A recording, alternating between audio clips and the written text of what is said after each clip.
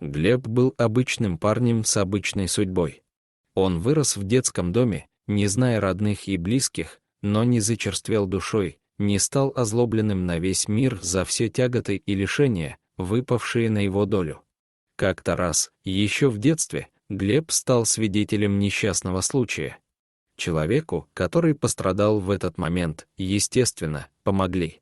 Приехала скорая, мужчине оказали первую помощь и отвезли в больницу. Все закончилось хорошо, а вот маленький Глеб не мог оторвать взгляда от врачей скорой.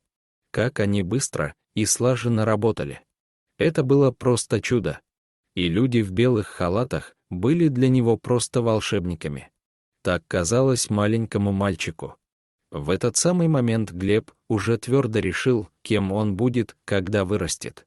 Он будет врачом, он будет спасателем человеческих жизней. Мальчик всегда хотел помогать людям, приходить на помощь в самый трудный момент.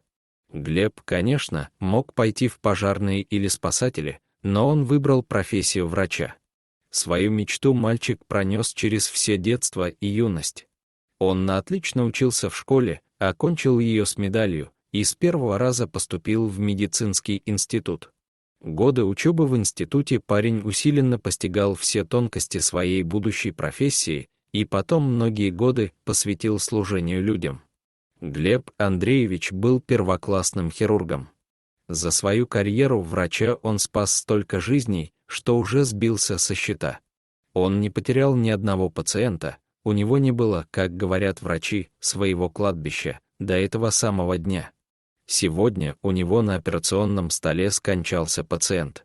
И это был не просто пациент, а молодая красивая девушка, к тому же беременная.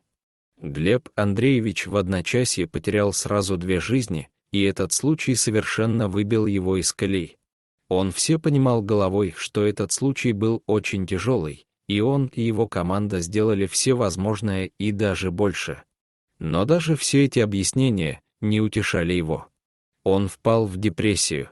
И если с этим состоянием, со временем и с помощью психологов ему все-таки удалось справиться, то оперировать он больше не мог, дрожали руки. Он не мог держать скальпель, не мог сделать ни одного надреза, рука уже потеряла свою былую твердость. Мужчина понимал, больше нельзя проводить операции, может случиться страшное. Многие от такого слетают с катушек, уходят из профессии и спешат прожить оставшееся время для себя, а кто-то вообще уходит в запой. Но Глеб Андреевич не мог бросить все. Он был нужен, на него рассчитывали люди, их жизни зависели от его твердой руки, а твердой руки больше не было. Но и времени горевать или прожигать жизнь тоже не было. И он сделал свой выбор во 2-й раз, как тогда, в детстве. Я нужен, значит, я буду. Вылечусь любыми способами, вернусь в профессию во что бы то ни стало. Глебу пришлось уволиться с работы для того, чтобы пройти полное обследование. Он никому не сказал, даже обследование делал в другом городе. Жалостливые взгляды ему были ни к чему, они выбивают из колеи. Так прошло 4 месяца. Глеб осунулся, появились тени под глазами. Врачи не могли ничего сделать, проблема была в голове, да и Глеб сам это прекрасно понимал. Пришлось взять тайм-аут. Он закрылся от всех, отключил телефон, иначе многое нужно будет объяснять, а это ни к чему сейчас. Глеб уехал в старый домик на берегу озера, который когда-то купил, надеясь на большую семью и детишек. Ему здесь очень нравилось, особенно по утрам, когда солнце только появляется из-за горизонта и начинает пускать свои предрассветные лучи по водной глади. Он решил, что уединение и природа помогут ему справиться со стрессом и вернуться к привычной жизни. В один из дней, перед закатом, он, сам не зная почему, пошел прогуляться вглубь леса. Он просто шел, ни о чем не думая, слушал пение птиц, шелест деревьев, вдыхал запах травы. Да, хорошо на природе. Смотришь вокруг и понимаешь, здесь всегда будет жизнь. Она наполняла собой все, от травинки до могучих столетних деревьев. Седая, сморщенная, такая добрая на вид старушка шла ему навстречу. Глеб еще удивился, откуда она взялась в деревне, Вроде он раньше ее не встречал, да и как в таком возрасте она преодолевает такие большие расстояния. Полная корзина целебных трав навела его на мысль, видимо, это та самая знахарка, травница, про которую говорят в деревне. Ему даже советовали обратиться к ней за помощью, но Глеб не особо верил в народную медицину. Ты спасаешь сотни жизней, а со своей не можешь справиться? Эх, ты герой! Кто же тогда их всех спасет вместо тебя? Вдруг заговорила старушка, явно обращаясь к Глебу. Я знаю, что ты помощи не попросишь, поэтому сама тебе помогу. И старушка пристально посмотрела на мужчину.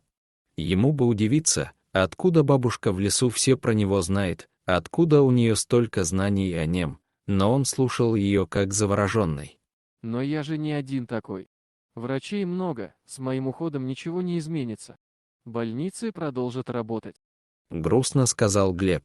Пойдем со мной, есть для тебя первое задание на пути возвращения к новой жизни. Глеб очень удивился, но последовал за старушкой. В лесной избушке старой знахарки было тепло, сухо и уютно, пахло травами, дымком от топившейся печи. На подстилке в углу сидел маленький серый волчонок. Вот, Сказала старая травница. друга тебе нашла. И она показала пальцем на волчонка. Бери к себе, подлечи немного, раненый он, будет тебе верой и правдой служить. Зверобой его зовут. И это все. Удивился мужчина. Но волчонка все-таки взял. Пока да, время все расставит на свои места. Загадочно сказала пожилая женщина. Так зверобой поселился в доме Глеба Андреевича. Почему я раньше не догадался завести себе друга? Подумал он. В заботах о маленьком больном животном время побежало еще быстрее. Глеб очень привязался к своему питомцу. Волк отвечал ему тем же. Он рос очень быстро, и из маленького заморыша вскоре превратился в прекрасное здоровое животное, преданное беззаветно своему хозяину. Они часто ходили в лес гулять, любоваться природой, дышать свежим воздухом и наслаждаться жизнью. Как-то раз зверобой убежал от своего хозяина и долго не появлялся. Глеб кричал, звал друга, но тут вышел на поляну к хозяину только через полчаса, бережно неся что-то в зубах. Маленькому лисенку требовалась срочная операция, и Глебу ничего не оставалось, как начать спасение бедного животного.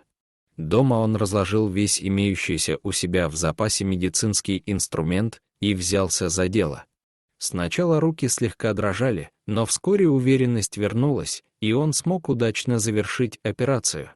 С тех пор так и повелось, периодически зверобой приносил своему хозяину раненое зверье из леса, а врач делал все, что положено для спасения божьих тварей.